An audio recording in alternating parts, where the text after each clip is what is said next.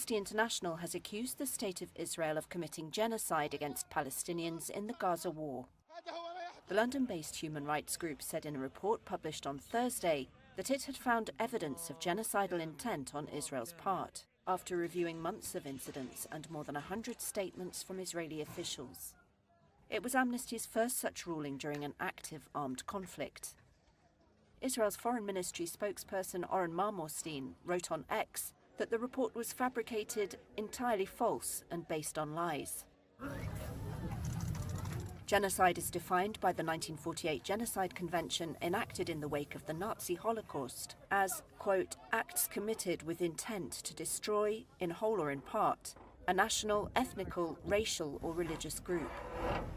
First, that if there have been acts that may be characterized as genocidal, then they have been perpetrated against Israel. Israel's lawyers already countered accusations of genocide brought by South Africa in January.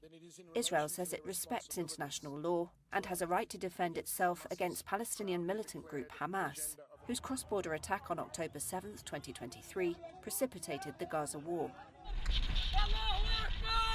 Hamas killed more than 1,200 people in Israel and took more than 250 hostages back to Gaza, according to Israeli tallies.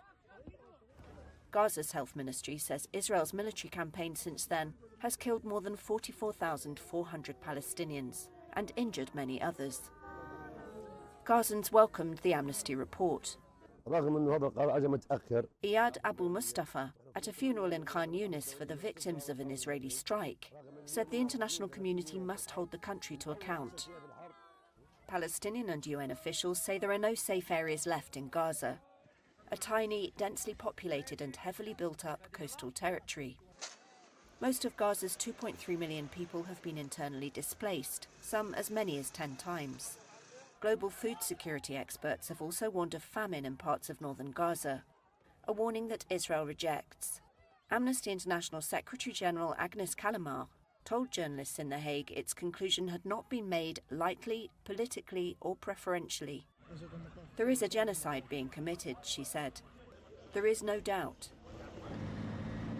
Amnesty said Israel and its military had committed killings and caused serious harm, and had deliberately inflicted conditions of life that were calculated to bring about a protected group's physical destruction.